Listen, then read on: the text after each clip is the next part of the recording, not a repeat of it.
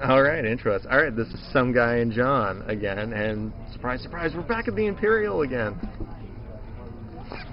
Some Guy and John coming to you, and we saw X-Men Apocalypse. Apocalypse. And it was a horrible, in the actual meaning of the word, unveiling. I wouldn't say horrible, but okay. I would agree with what Rotten Tomatoes said, which is, it's 50-50. Yeah. Like where Civil War was like 90%, mm-hmm. this was a good solid 50%. Yeah. It was kind of good, but could have been better. It would have been a better movie had it come out earlier in the year. Yeah, I could see that. Like if this had come out after Batman v Superman, but before Civil War, that's where I place it, and that's where it would be. Okay. Batman, oh great, oh horrible. X-Men Apocalypse, oh better than Batman versus Superman, so kind of great. Civil War, holy shit, this is what superhero movies are supposed to be. Was it better than Batman v Superman? I think so.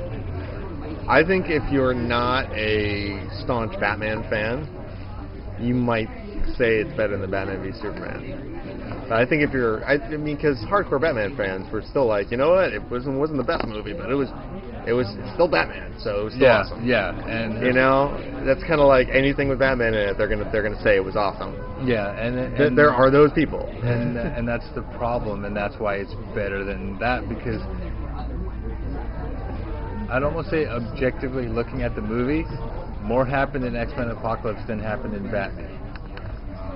They did more. They went more places. I don't know about that. I would say no to that. And I'll tell you why. I think more happened actually as a movie in a bigger universe in Batman v Superman than did in X-Men Apocalypse. X-Men Apocalypse didn't introduce many new things. But in that universe, for Batman v Superman, we saw the new Lex Luthor. We saw the new Batman. We saw we introduced Wonder Woman. We introduced Aquaman. We introduced The Flash. We introduced Cyborg.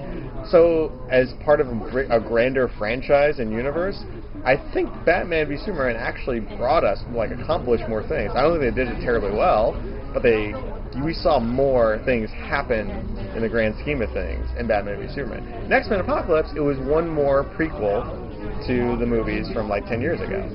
Okay. It was another prequel. It's another alternate timeline. Here's the thing. It was an alternate timeline, but we got to see the first active versions of Nightcrawler, Psylocke, Jean Grey. We've seen Nightcrawler before. We've seen Jean Grey before. But we haven't seen the new Nightcrawler after the changed timeline. Okay. And Scott Summers. We got to see all of them, and played by, I'll have to say, as taking into account all the flaws of the movie, individual actors did good jobs in their roles as those characters. Yes, they weren't given much to do. Yes, they did. But for Batman v Superman, we never seen Wonder Woman on screen. We never seen Aquaman on screen. That is true. We never see the Flash on screen. We saw all of those things. We never seen Cyborg on screen. We saw all of those things on screen for the very first time. We saw the beginnings of Cyborg. Yeah, but you know what? It counts. They introed new characters that we've never seen on screen before. X-Men didn't do that with one exception. Apocalypse. That was exactly. Who? Yeah. That was the one exception, and it's a villain that nobody really is going to remember or give a shit about, I think, in the grand scheme of things. Yeah, because he turned into villain of the week. Yeah, well, listen, the X-Men movies I like, Magneto's the bad guy. Yeah. Plain and simple. And he's always going to be the bad guy no matter what. Makes total sense. I get that. I get why they want to show him and Professor X used to be friends, and we all know this. They used to be friends, but we kind of get to see there was some camaraderie there. Okay, that's cute. That gets you through one movie. We've seen that movie. That was the one that happened before this one. We saw that. Yeah. The fact that this one comes along, no, I think we were introduced to more things in Batman v Superman. Fair enough. I see what you're saying. Yeah, we were introduced to more completely new things, not new versions of things. Right. So yeah, plus, I can see that. Plus, here's the other thing. We know where this universe goes. This alternate timeline. Unfortunately, we know where this leads. That was one of the biggest mistakes they made in the last movie. Know. Yeah. Now with the the DC timeline for Batman v Superman, I don't know where the hell they're going to go with this. I know where they're going kind of with Suicide Squad. I don't know what Batfleck's Batman movie is going to be about. Yeah, I know. Exactly. I don't really know what it's going to be about. Wait, let's the podcast. But we'll get back. Phrase, but we'll do stay that. On target. But, you know, so, we'll stay on target. Stay on target. So I know. This is non-spoilers to start, and I'll say the best part of this movie. Okay. I'll say the best part of this movie rivals what made Captain America so good. Okay. Is we got to see full-fledged mutant powers on display, doing their thing. Unlike all of the other X-Men movies, for an extended period of time, not just the cool Quicksilver part, but we got to see.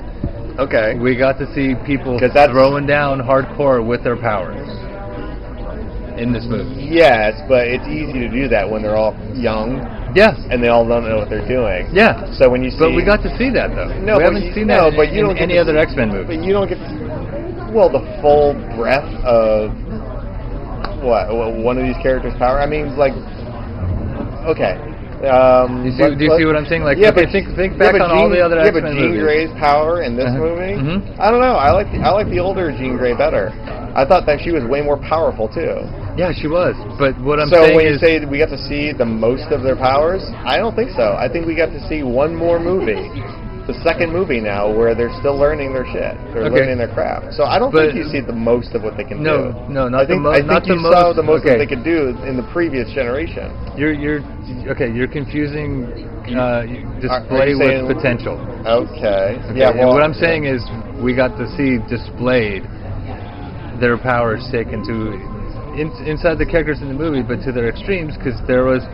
To the extremes of what they can do as kids. Yeah, we had the big fight, but we got to see the huge powers on display. Yes. For long durations during the fight, not just that was really cool, that tiny bit over here and that tiny bit over there. Yeah, Civil War did it better. Yeah, but Civil War did it better, but that was one of the best parts. And that's one of the best parts of this movie. Yeah. All right, but you still get to see the most they can bring to bear, and a lot of it, but still them as kids. Yeah, but that's just fine because we can build on that and get bigger things later if they do it right. Here's why the X-Men always falls down for me compared to all the other Marvel Universe characters. Okay. And this is why which is why I really hold up the Avengers, for instance, as way better of a team. Oh yeah. Than the X. Well, I shouldn't say that. Not better of a team, because of course they have Civil War. Yeah. But then again, so does the X-Men technically. Yeah. Technically, they're always in the midst of. They're always in the midst of Civil War. Okay, the Civil War is kind of a wash, but the Avengers have less Civil Wars, for one thing. But plus, the Avengers are all superheroes in their own right. The X-Men are always, ever a team. They're always a group, because the whole point of the X-Men is none of them can do it by themselves. It's overcoming diversity to achieve. Right. Yeah. But with the Avengers movies, listen, there's been individual movies for almost all of these characters where they do save the world by themselves. So when you bring those people together, then you really have the best of the best. Whereas with the X-Men, they only ever need to work in a team because they only ever have to work in a team. Because they know if they go and try to solve something on their own, it'll never work. Well, teamwork is their big thing. The Avengers, it's kind of like, you know what, they don't need to be a team, but when they do team up, holy shit, look what they can do. Yeah. Well, it kind of falls back on that. I would say one Avenger is probably worth like three X-Men. Depending on the X-Men, depending on the Avenger. Now, I know that's a big generality, but depending on the X-Men and depending on the Avenger, I'd be willing to bet, I don't know, how many Avengers are going to take on, Vision? How many X-Men could take on, I don't think Wolverine could take down Vision. I know this bleeds into one of these, nerd barroom fight Yeah, but brawls. Wolverine couldn't take on the Vision, period. No, I know. But, could Wolverine and Jean Grey do it? Maybe.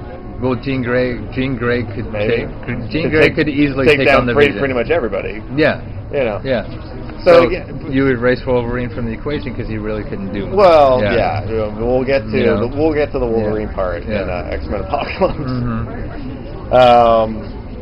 But my point is that they always have to work together as a team. Period. Every single movie, it's a team effort. Every single time. It's a good message. It's a good message. But how many movies can you make based off of teamwork is great? Teamwork is great. Teamwork is great. That's every single goddamn movie. And the audience has to keep learning the same fucking lesson. Teamwork is great. Teamwork is great. Yeah, then that's the to me, that's where they get repetitive. And that's where the books get repetitive to me, too. And again, this is why I never latched onto the X-Men. I like them. I like them fine. The irony of the I don't mind the books and I don't mind the movies. I like them fine. But you know what? I don't like them nearly as much as I like the Marvel movies or the DC movies.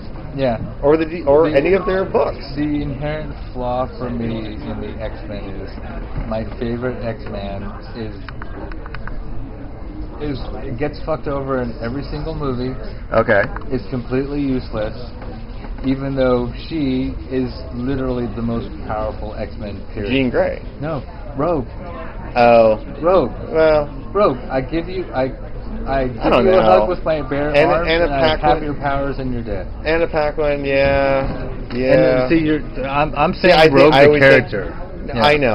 I think of Anna Paquin's portrayal of her, and I'm just like, well, it's kind of weak sauce what they did with the character. I don't think it's her fault, but I always think of her because of the movies. But well, see, I understand what they're doing with the character because they're doing and it's a weird thing because everybody else gets to be a comic book character.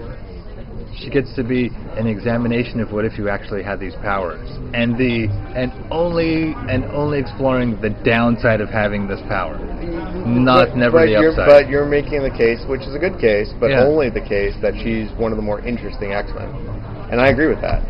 Yeah, she is. I think she's arguably one of the most, maybe the most interesting X-Men. Yeah. And I hate to say this in the comics. I don't hate to say this in the comics. I think it's true. I think it's just the fact that in the comics, Wolverine is way more popular. Yeah, I don't think he's the most interesting character. I think Rogue is more interesting. Yeah, by a country mile, I think she is. Yeah. In the comics, Rogue's powers are so extreme that if she holds on to you for too long, and let's just say she holds on to you for too long, he dies. She winds up killing you. Yeah. But she also comes away not knowing who she is because she's also absorbed your memories. Yeah, along with your powers. Was she in X-Men Apocalypse? Yeah. No. Well then, I gotta say it. She wasn't even born along. Yeah. Thank you. Well, she's too young to be in this one. Yeah. Any of these. She's just now being born. Because this one takes place in '83. Yeah. So I don't think she's entirely born yet. I think I have to agree. I have to agree with some critics, but not with the superhero movies back 20 years. There was so much, and this is the big part of this is going to be the rewrite, because this could have been a really good movie. This could have been a really good movie. This could have been a really good movie. As it stands, it actually falls into it's kind of just a movie. It's just a superhero movie. 50% Rotten Tomatoes, and I totally agree. Yeah. Not to say that they are bar none. They are the guardians of what's good and bad, but I agree with what they say. It's 50%. That's what you get out of this. It's kind of just a superhero movie. I think it's unfortunately. It has its good parts, but they don't outweigh the bad parts. It's going to be a forgettable superhero movie. Yeah. This is going to be like the second one in their trilogy of the prequel X-Men. Well, no, this is the third. Oh, this is the third one? This is the third with the new timeline and the new actors. So No, it's because they did one in '73. Yeah. Okay. This is the second one. No, that's the third because they did it in '63. Oh, right, 73, 83. Right. Because by the time they get to '93, then we're talking. Okay. Mm-hmm. All right. But this movie. All right. That's right. I forgot about that. Okay, so it's the third one, but unfortunately, it's still the forgettable one. Yeah, it's forgettable because it's forgettable because. I don't know. I mean, it could have. It's when we get to the rewrite. Audience, you will understand how good this movie could have been. Yes, absolutely. Yeah, because it absolutely could have been a great movie. Yeah. This could have been the epic superhero movie. Listen, without outside of all, forget Marvel, forget DC proper. Without proper Marvel and DC. Warner Brothers DC. Yeah. If Batman v Superman and Civil War hadn't debuted like within weeks of this one, this would have been a fantastic movie, and everybody would have saw it, and would have been heralded as a way better movie. And I'm sure. Wait, as it is, or after our re-rank? No. As it is. As it is. As it is, yeah. As it is, without those other two out there. Without those other two out there, yeah. This would have been a properly great movie. Yeah, and everybody would have been saying that. I'll agree, and I'll have to change the order. This should have come out first, then Batman v Superman, then Civil War. Yes. And there's two more. I don't think Strange can hold up. I'm holding on hope. What I'm saying is I don't think Strange can hold up and beat out Civil War for the year. No. Suicide Squad might. Suicide Squad might. Suicide Squad might just because. But you know what? Jared Leto's coming off method of acting, the stink of Batman v Superman, it might not. It's coming off the possibility of Batman v Superman and the praise of it, and Batman's in it. Yeah. That's enough to jump it up. Yeah. That's enough to knock it back up. And okay. Here's one reason I think it'll definitely be better than Batman v Superman. Because they learned from Batman v Superman. That's okay. That's one. Yeah. That's a good reason. Yeah. Not the one I was thinking of though. Mm-hmm. And I always keep an eye on who's putting this together. Mm-hmm. This one is not Zack. No, it's not Zack Snyder. No, this is David Ayers. Yeah, he has nothing to do with it. And you know what? I dig me some David Ayers. Yeah. Fury was fucking awesome. Mm-hmm. And there's a movie that's gonna rival like war movies for let's say Saving Private Ryan. I'm like, Fury's pretty damn close. It doesn't beat Saving Private Ryan, but it's pretty damn close. Yeah. It's pretty awesome. It doesn't have the heart of Saving Private Ryan does, but it's awesome. Its heart it's shot fantastic. I'll say this: its heart is. David Ayers is a talented motherfucker. He knows what he's doing. I'll say the fact that he's doing a DC movie, I'll tell you right now, I would just show up for that. See, everything else could be icing on the cake as far as I'm. I'll just show up to see that guy direct a DC movie. I'll say it in one sentence, and we won't discuss it further because we're not going over Fury. No, we're Fury's heart is in the right place, and it's in the miserable, horrible thing that is war, and that's it. Yeah, and David Ayers did a great version of what he sees as World War II and the misery of war. Yeah. And because a filmmaker like any filmmaker. They say, listen, this is the world through my eyes. Yeah. What do you think? And then they put it on the screen. But this is the world through my eyes. So when I think of this story, this is how I see what I see on the written page. This is how I see it in my head. What do you think? And I like what he sees in his head, because if I read the same script and sat down and said, okay, I'm gonna storyboard and cast and rewrite parts and shoot the script, there's no chance in hell I would come out with the same version of Fury that he did, and I make you bet dollars to fucking golden donuts. His version would be 10 times better than what I could come up with. Because again, he made that story look so good. And there were I mean, that's a different podcast, but there were a few issues I had with that story. But you know what? There was a few issues, tiny ones I had with Saving Private Ryan, but not many. I could say the same thing about Fury. I had a few tiny little issues with Fury, but really not many. The only big issue for me is that movie didn't have the heart that Saving Private Ryan did. Well, that was the only difference. When I say that, felt more the movie in Saving Private Ryan did. But that's just the difference. That's just how the story was written and what they had to go off of. For me, the movie had the heart in the right place, and it was the heart in the twisted, horrible, disgusting thing about war. Right. No, I understand. That's the thing. No, I understand that. It didn't have the. It didn't. It set out, and it was incapable of being the. You're going to feel good at the end of this movie because the guy we're following survives. No. You're going to feel like shit because of everything that happened around him, and he just happens to survive. Well, that's the one good thing you can take out of it. That's Saving Private Ryan. because I think for everybody who hadn't Fury seen, was darker. Yeah. everybody who haven't seen the now 20-year-old almost movie Saving Private Ryan, Matty Damon lives at the end, and everybody else dies. Okay, so but that's the same basic plot line. Yeah, the one guy kind of makes it out, and everybody else gets killed, and you feel sorry for what. Well, that's an element, and let's get back on target. Yeah, let's get back on target. I think we're done with the non-spoiler part. Yeah, what I was going with is just that director, David Ayers, what he did. He's never going to make the same movie Spielberg makes, and vice versa. They're never going to make it, because they're two different guys. They have two different ways of looking at it. But I like, just not quite as much as I like what Spielberg does, because I'm a fan. But I really am interested to see what David Ayers, the guy who did Fury, is going to do with a DC movie. And because watch Fury and then say to yourself, the guy who made this is going to do a movie that is going to have Batman in it. Fucking A. I can't wait to see that. Like, that's what gets me excited. Zack Snyder, I got excited for Zack Snyder too, because Dawn of the Dead. But we saw what he did, and it had problems here and there. But you know what? I don't think we're going to see as many problems with David Ayers. I think he's a different guy, and he's going to have what he's going to bring from Fury is going to be way different than what Zack Snyder brought from Dawn of the Dead, or 300, or Watchmen. 300, or Watchmen, right?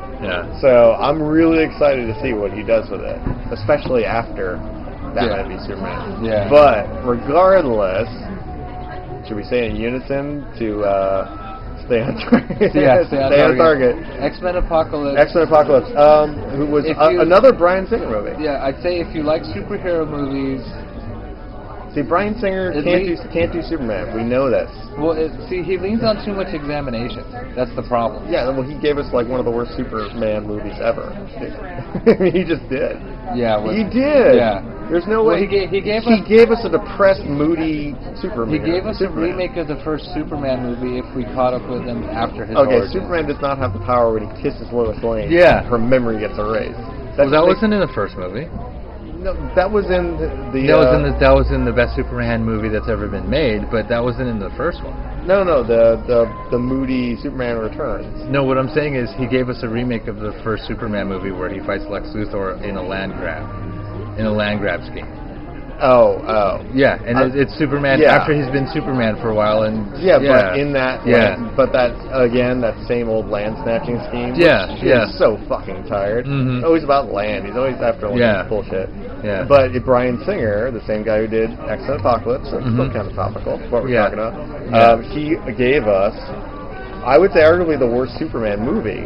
Ever, because that was a moody, depressed Superman. Yeah, because who only punched the island, that rock island. That was the only thing he punched. I mean, I'll honestly say this: Superman don't even throw one punch. I would rather watch at the island. He punched the island. He didn't knock out Lex Luthor. Nothing. I'd rather watch Superman 4 than Superman Returns because it was badly entertaining. Agreed. It was badly entertaining. Agreed. The Search for Peace, or is that what? The Quest for Peace. Yeah, Superman 4, The Quest for Peace. I saw that shit in the theater and I was so excited. I remember that. And even as a little kid, I was like, it's Christopher Reeve. What did you do to Superman? What the fuck? Yeah, it's like, it's Christopher Reeve. What could go wrong? Right. Well, whatever. I mean, we throw Richard Pryor in a Superman movie. That's my favorite Superman movie. Yeah, I'll watch it. That's my favorite one. Yeah, exactly. So, you know what? I'll say this for X-Men Apocalypse. But this is Bryan Singer we're talking about. This is the same director who gave us the worst Superman movie ever. Because he gave us the depressed, boring Superman. This is who punched the island, and that's it. That's all he did. You know? This is the director who gave us X-Men Apocalypse, who also gave us the other. If I missed my guess, didn't he do all the other X-Men movies? He did the first two. The first two. Okay. He did the first two and the last two. So he did X-Men 2 United, which at the time was the best superhero movie. The first timeline. The first time through. he did those those, and then he's done these two. He's done these two, and the last one, I'll say the last one. Well, doesn't that tell you right really there? Good, the studio is like, listen, the ones in the middle did nothing. Yeah. We need to call Bryan Singer and get him back on board, because clearly the one thing he can do is an X-Men movie. Yeah, he can do. He's good. I mean, this is what he can do. He can do these X-Men movies, but the problem is that when he does a really good job, they're forgettable X-Men movies. Or forgettable superhero movies, at least. I mean, I guess if you're a hardcore X-Men fan, you won't forget these movies, sure, because now they're part of lore, you know, they exist. But still, as a superhero movie, Bryan Singer does a great job at making mediocre, forgettable superhero movies. And it's not entirely his fault. It's because Marvel upped their game, DC upped their game. Well, Bryan Singer's X-Men movies get lost in the fold. Well, there's a time component. Okay. I'd say... Didn't one of his X-Men movies come out at the same time as Dark Knight? No. Or like right around the same time? No. Then that was when he wasn't doing those? No. Here's the thing. Because I think Bryan Singer's competition is too much for him. Well, okay. I don't think he's a bad filmmaker. I think he just makes every now and again a bad movie. Like his Superman movie was a horrible movie. And these X-Men movies it's not that they're bad movies. It's just that what we've been given, even by his own studio, that studio gave us Deadpool. Well, okay, this movie was nowhere near as good as Deadpool. Okay, and that was the same fucking studio. You're discounting him by bringing his movies that were at the forefront at the time they came out. Yeah, and comparing them to movies that came after and were able to learn from his mistakes. Right, but this movie came out after the Dark Knight trilogy that I'm sure he has seen, and after all these other Marvel movies that I'm sure he has seen, and even movies from his own studio, like Deadpool, that I'm sure he's seen. He's seen all these movies and still gave us this movie. Yeah, that tells me this is as good as he can do, and and you know what? That kind of lets me down a little bit, because I don't think he's a terrible filmmaker. No. I just think he's not a great filmmaker. I completely disagree. And he can't do a Superman movie. I completely disagree. What I'm saying is, you don't think you watch all these other superhero movies to get an idea of what he wanted to do and to make his movie stand out? No. What I'm saying is, he never got to make the movie that he wanted to start with. He made the movie he was allowed to make in the first X-Men movie. Okay. 15 years ago. I agree. It was a great movie for its time. I agree. I like that movie. It hasn't aged well. It doesn't age well. Then he made the second movie. I like that one too. It was one of the best superhero movies for its time. Yeah, what year did Spider-Man come out with Tobey? 2003, right? It was 2003, right? 2003 for the best one. I want to say it was either 2002 or 2003 was Tobey Maguire. I think it was 2001 for the first one because of the World Trade Center thing. Right. Yeah. It was 2001 because of the World Trade Center. And then 2003, then 2004 or 5, I think. Right. But here's the thing. Right. Bryan Singer didn't learn anything from all the other superhero movies that came out between his and the next ones. I'm saying he hasn't learned anything from the movies that came out from this movie. He hasn't. Yeah, we agree on this. He hasn't learned. He hasn't learned anything from all the other superhero movies that came out. And I'm not saying he's making movies along his timeline. Right, and I will give him credit for if he specifically had seen them and said, no, I want to do my own thing. I'm a filmmaker. Yeah. Again, this is the world, just like what I gave, just like the credibility I gave to David Ayers, who I love so dearly. This is the world of superhero movies through my eyes. Mm-hmm. I'm going to put it out there on the screen. Tell me what you think. Like, this is his vision of it. Okay, fine. I'll give him credit if he saw these movies and said, no, I want to do it like this specifically. Yeah. But unfortunately, what came out on the screen, I can either say it's bad in relation to these other ones, or I can say you didn't learn anything because you didn't watch these other movies and learn where they succeeded. Yeah. So either way, you know what, you're not as good as I thought you were, or you're not a smart enough person to go back and look and research what works. We agree on this. Like either way, he disappoints me, which is a bummer. Yeah, he's making movies. Like if he tried to do it this way, I'm disappointed. If he didn't try, I'm more disappointed because like, why didn't you fucking try? He's making movies along a timeline that he created that no longer exists because there are all these other superhero movies out there, and he hasn't learned anything from it. That's the problem. I agree. If no other superhero movies had got made, I don't think this is the studio kicking him around. Yeah, and that's the problem. I can say that about his vision, and his vision I can is say off. that about Zack Snyder. Well. Zack Snyder, I can say that. I like calling him Zacky just for fun, like we're friends or something. Yeah. But I can say that about Zack Snyder, where I'm like, listen, Warner Brothers told you got to do this, you got to do this, you got to do this. These are all elements that have to be in your movie, no matter what. You work them in, do it. We have to build our own universe. Do it. Yeah. I can see where he had a vision for that movie, and then it got screwed up by the studio. Yeah. Like, I can see that happening. With this movie, with Bryan Singer, I don't see that happening. It seemed like Bryan Singer could do kind of whatever he wanted, and this is what he gave us. Yeah, and that's the problem. That's why it turns out to be... And it screams like he either didn't try, or he tried, but he was inept and didn't think to look at what everybody else is doing, and take some cues from... Hey, listen, I know this works. Yeah. This makes a good movie. Yeah, it's not that it gets box office money. It's just another superhero. It's not that it doesn't get box office money. It's not about, I have to put this character in it so it asses in the seats. No, he just didn't make a good movie. It wasn't that it was just mediocre. It was just 50-50. It just, you know what? It could have been a great movie that nobody went to because it didn't have Deadpool in it. I would have taken that and then said, you know what, people should have shown up for this. Yeah, but I'm not going to say that. I'm going to say, you know what, 50% of the people. Got it, these boys? No, we're good. No, not really, huh? No, we're good. Thanks, man. Cool. Yeah, he's making. Always nice doing this in a bar. I promise you. It's always better to do the podcast in a bar. Yeah, he's making movies along his timeline, but his timeline doesn't take into account the reality of the genre that he's in, which he's partly responsible. He's responsible for creating it, and that's the problem with the movies. He didn't learn from the genre. No, but these movies feel like what he was doing 15 years ago, which worked 15 years ago, but it doesn't work anymore. Yeah. Not as it should. So the game has changed.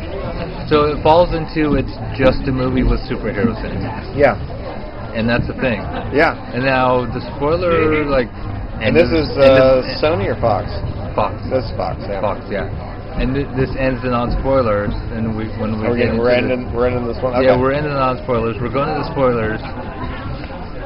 Okay, so buckle up. This is going to be the spoiler. Yeah, this is where all the not free zone. Yeah, all the bad comes out. All the spoilers. Oh, here we go. Everything comes out. Can we start digging at our problems and not just No, all of the problems. All right. Before we do it, quick synopsis. Okay. It's 83. It's 1983. Apocalypse, the quote-unquote first mutant, was an Egyptian god. Was an Egyptian god walked among man because he was a mutant. Mm-hmm. Had powers. Had some powers. He was in the process of transferring his consciousness to another body, and then was cut short and buried underneath the pyramid into the ground. Yes. Then he was resurrected in '83 when archaeologists were digging. He comes out. No, he was resurrected when with Rose Byrne. He was resurrected. He was resurrected because the government was studying mutants and found out about this mutant that's come through history. Right. He was resurrected through an accident, and he comes back into the world, and he starts doing what he always used to do. I want to rule the world. And for spoilers, I will jump to the... No, just say that. I want to rule the world.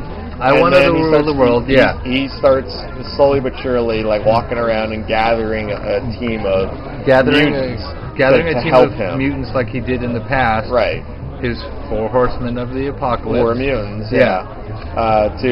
which turn out to be characters from the X-Men universe. Characters from the X-Men universe, just like they were in the story. Right. He makes them a little bit better. Yes. He ups their game. Adds he levels them up. He adds hit points to them. That's what he does. And he levels them up.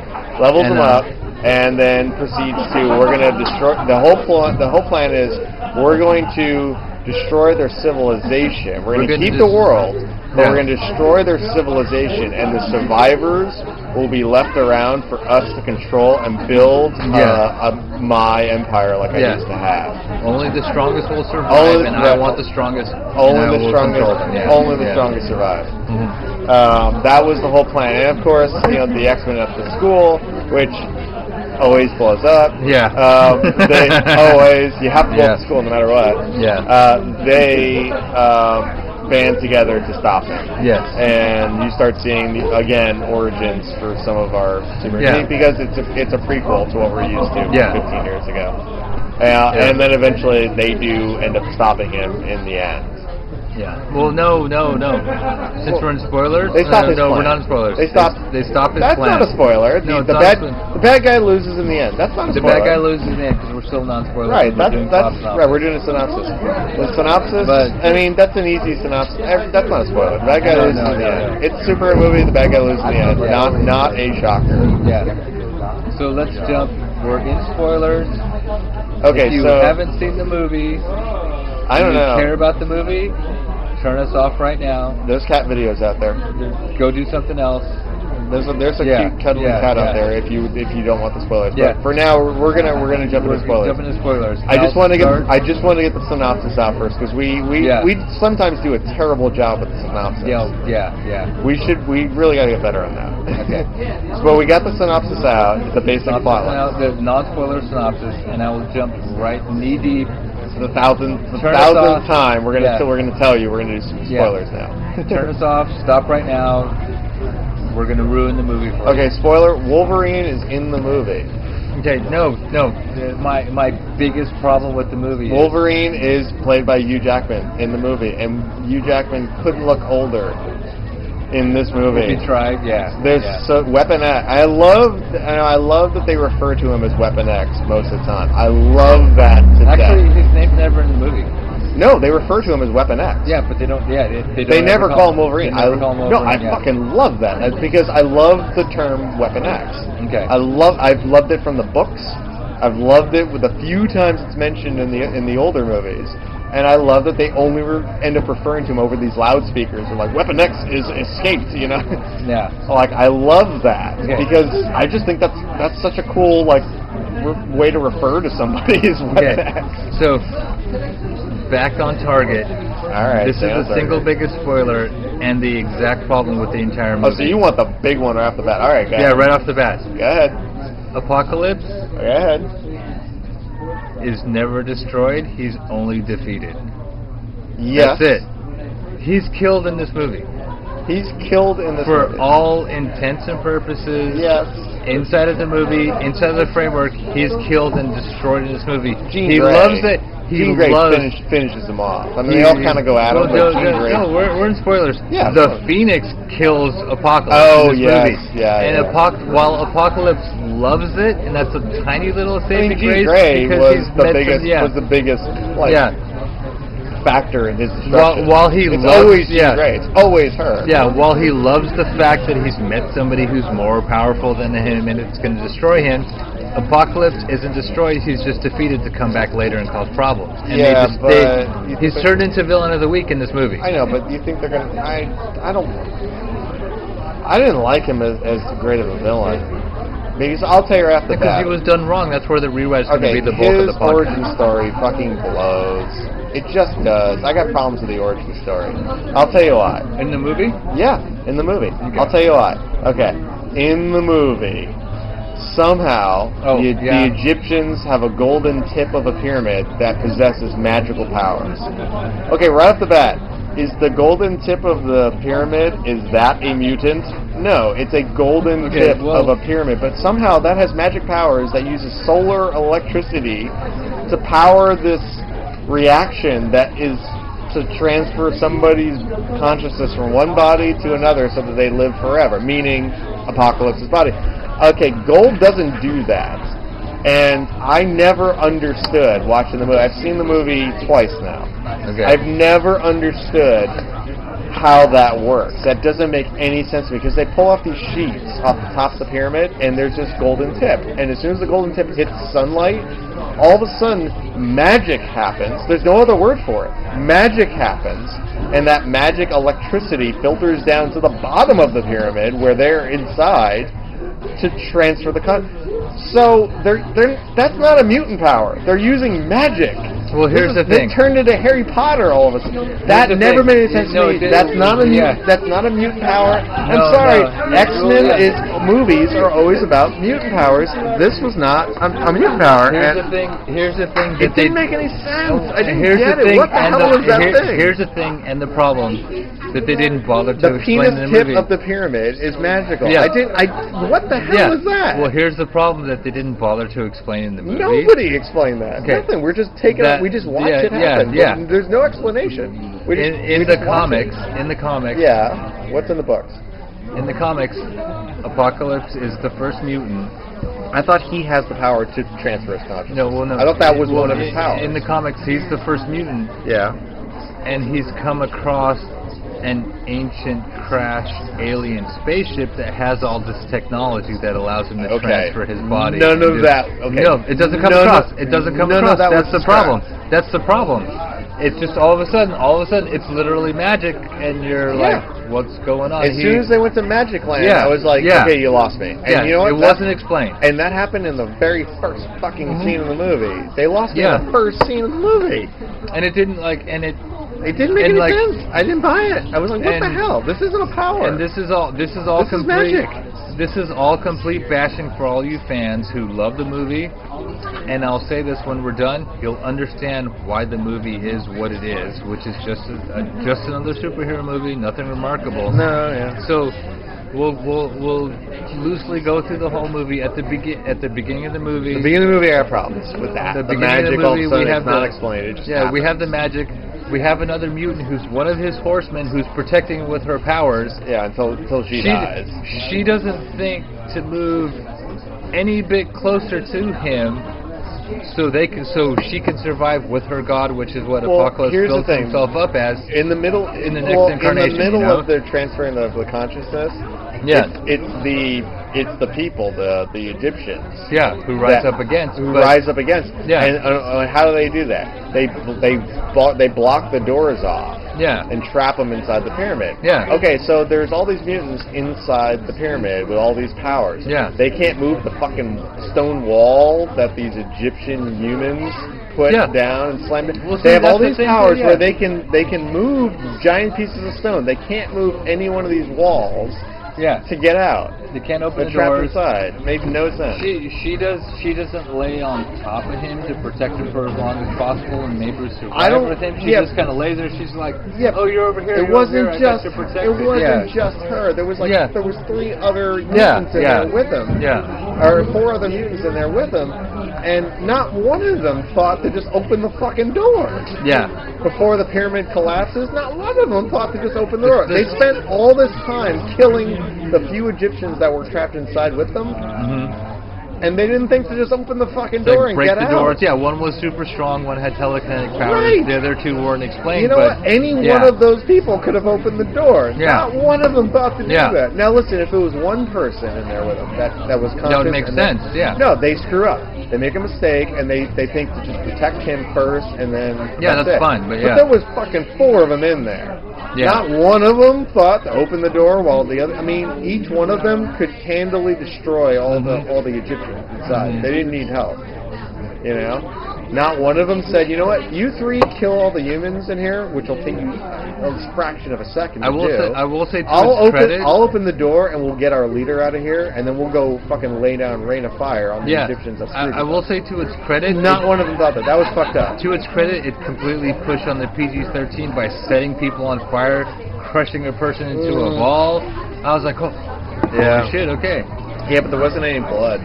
There's no blood in this movie. No, there's blood when Wolverine comes out, but that's because it's Wolverine. No, you see it splattered on the wall, but out of frame. You don't see him rip into somebody. You see him. The sheet, the claws come out, and you see him start to strike, and then the camera moves off to one side, and then you just see a blood splatter all of a sudden on the wall. This is not a bloody movie. This is PG-13. Well, that's good directing because you get the feeling, you understand what's happening, even though you don't see it. I know. And he's stuck within the new PG-13 constraints. I know. This is definitely a PG-13 movie, though. I mean, but there's so much of this movie that just doesn't make sense. It does, right at the first fucking scene. I haven't gotten past the first scene, and I got problems with none of that makes sense. Yeah, and I'll even jump to we'll go through the parts that don't make sense and the parts that do make sense, and then let's go with the next part that doesn't make sense. He puts his hand on the TV. Yeah. And then learns about the world. Yeah, because I'll give you that. It wasn't cable. It was an old TV. Yeah, it was 1984 TV, and I'll give you that. Okay, he can access every channel that's playing live at the time. Well, that was. Is that enough information to learn about the way the world works at the time? No, but you know what? No. You got no. But listen, you got to no. But that one does kind of make sense because if you can access what. Eerily is currently playing. What eerily entertains human beings in 1983 on television, you would get a pretty dark version of what we as a species are into. But would you understand? If you only learned about the human race based on what was on TV, would you have a friendly version? Like if you were coming from another planet and you only learn about humans from what's on TV? I don't think you'd like humans. I think you'd not like humans. I think you'd be like, wow, these people suck. No, but they like reality shows and violence and porn. No, reality shows. That's it. No, reality. I don't like these. These people are weird. No, your reality show.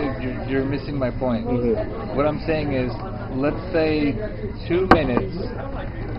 Well, presumably he was able to access everything at once because he gets into Cerebro.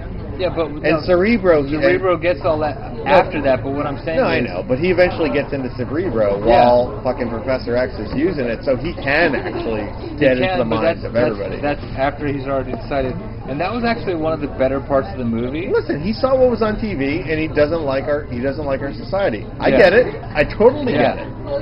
I get it. I mean, it was 1983. The Bionic Woman just won an Emmy only a couple of years prior to that. I mean, come on. Come on, that's a fact. Only 79 did Bionic Woman won an Emmy. I mean, come on. Here's the thing. I would be kind of like, oh shit, I was asleep for 3,000 years and now this shit happened. Oh, these people suck. You know Okay, you know what? I'll concede that. Come on. That's not a bullshit. If you're only learning from TV, you may not have a friendly version of society. It's not even a friendly version. Well, his whole motivation was he doesn't like the current society. Well, okay, Apocalypse, right? Okay. Because you know me, when it comes to these movies, I look at the villain first. Yeah. If the villain has some good motivation. His motivation wasn't defined. His motivation wasn't defined properly for his character. And his character, I think it was defined properly. I just thought it sucked. Well, and that's why it sucks because I thought the motivation sucked. I thought it was defined perfectly well. I totally got it. I just thought it sucked. Okay. Apocalypse's motivation as a character is he considers himself the living embodiment of evolution. Go ahead. Along the lines of only the strongest survive. Right. And that was in the movie. This will come back into the rewrite. Yes. Everywhere, like she said, everywhere he's ever ruled, a huge cataclysm has occurred. Hundreds of thousands of people have died. A lot of the population's died. Yes. Only in his eyes, the strongest survived that incident. Yeah. And that's his whole thing. Yeah. And he even said this was supposed to be the center of the universe because after building up these societies, killing them off, taking the strongest, I have the strongest to now go out and conquer the universe. Well, at the time, because of this alien technology that I came across, so I know there's a of course that we don't know about it as strictly moviegoers. We don't know about it. You never understood that. You never got that was his whole point. You forced evolution to create the strongest beings at my side. If it's not in the movie, it's not in the movie. Yeah, that's the problem with the movie. And this is where I jump back onto Bryan Singer. Dude, I get it from the books. I get what you're saying. Yeah. The problem is that I'm not walking into the movie theater to see this movie with a comic book in my hand. Yeah, and I don't know who Apocalypse is. You have to tell me, and you haven't told me. I'm walking into this fresh. I don't know who Apocalypse is. You have to understand, I may not know who the Apocalypse is. Mm-hmm. You have to explain why the penis tip of the golden penis tip, cock ring of the pyramid, so to speak. Yeah. And why it has superpowers. Yeah, why it has superpowers, why it can do all this. Yeah, why does it have Harry Potter powers? And then even inside the movie... And he doesn't do that. It becomes completely unimportant. Almost immediately. It's gone as soon as he wakes up. He leaves and it never comes back. Yeah. Never comes back. Yeah, it never comes back. Oh, that's not true. That's not true. No, that's not true. It comes back at the end when he brings it up. Tries to get into Professor X. But there's no explanation of it. It's just there again. So yes, it does come back. It does come back, but not with any meaning. Because during the movie, again, spoilers, we're in that part. Yeah. He does get his hands on Professor X, which is basically unconscious, almost unconscious. Yeah. And he's got him trapped, and he's going to transfer his consciousness into Professor X's body, which would give him all kinds of power then. I'll say this, and that's the problem with the movie. It doesn't come back. It just is back all of a sudden. I agree with that. There's no... As soon as he leaves it, it's gone. Yeah, I agree. Yeah, he rebuilds the pyramid, and it's back up there, and you're like, all of a sudden, we're back to this thing. This pyramid. Okay. All of a sudden, we're back to the pyramid cock ring again. This looks like the beginning. It's like this looks like the beginning again, but you didn't explain the beginning. This isn't him, and he didn't care about it for so long. So what is this thing? I didn't understand the beginning, so why can we go? Why we can't pivot back to this and have me understand? I don't know. Yeah. I mean, and that right off the bat. The first scene, and that's the problem. Screwed me up right off the bat. So going into the rest of the movie, I mean, the whole middle of the movie is about all the other. Yeah, you're wondering what's. Well, the whole rest of the movie, but now he doesn't care about it. He's off in the depths of the world, looking around and gathering up a small little cadre of mutants. Yeah. In the meantime, all of the Professor X Super Friends Academy, they're all kids. They're all coming to terms. It's origin story after origin story. For all the other X-Men, which is fine. It's a prequel. That's expected. There was a few that were already done. So like Mystique was already done. Quicksilver was already done because we saw that it was in the previous X-Men movie. We saw Magneto again was already done. We saw a bunch of these, but we saw a few of these other characters we hadn't seen before. But I don't know, like Cyclops. I'm like, okay, he's got to be in there. But okay. And like I guess we'll do his origin story too. I guess this is the biggest problem with the movie and all the movies moving forward is a young Jean Grey at the school. For a side note, that actress is pretty cute. Yeah, I know. And she has a like scar on her lip, which made her cuter. For me, I don't know if it's for you too, but for me, it made her cuter. Yeah, me too. I kind of dug that, because at least the character. Yeah. At least the character. That made I was like, it's just extra cute now. I mean, the previous Jean Grey, I'm like, she's really hot. This one, pretty damn cute. Wow, I like the hair too, the red hair and everything. I loved her voice. What? I loved her voice. Oh, the voice, yeah. No, here's the thing with her though. I mean, they cast that right. I'll go on record though, saying though, I'm kind of. This isn't necessarily an X-Men thing. I'm just kind of tired of seeing Jennifer Lawrence always playing I'm the strong female character to show you that females are just as strong as everybody. I like to think of myself as an enlightened guy and kind of a feminist in the fact that I do agree with equal rights and that women are just as strong as men and deserve an equal place in our society. Let's put a moratorium on that. But to have her keep pushing that every single movie, it's always ever how she portrays every role. I'm just kind of sick of seeing Jennifer Lawrence play that role. Well, see, here's the thing. I don't. Again, this isn't an X-Men thing. This is I know we're kind of, if you're an X-Men fan, we're kind of stuck with J-Law. She's hot, she is, but I think that's the biggest draw because as far as acting goes, it's always that same fucking arc. She always has to play that same role. Here's the problem.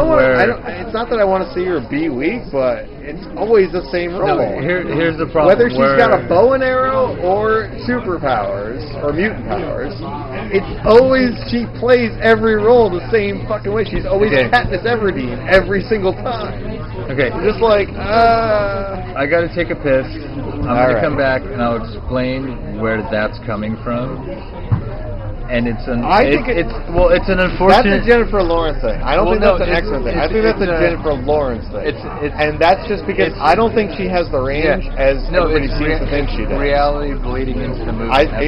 That or she only gets the same roles every time. But anyway, guys, gonna go take a piss. We will continue in part 2 coming up in a second, and I think guys standing in line to go take a piss. So it'll be a little bit.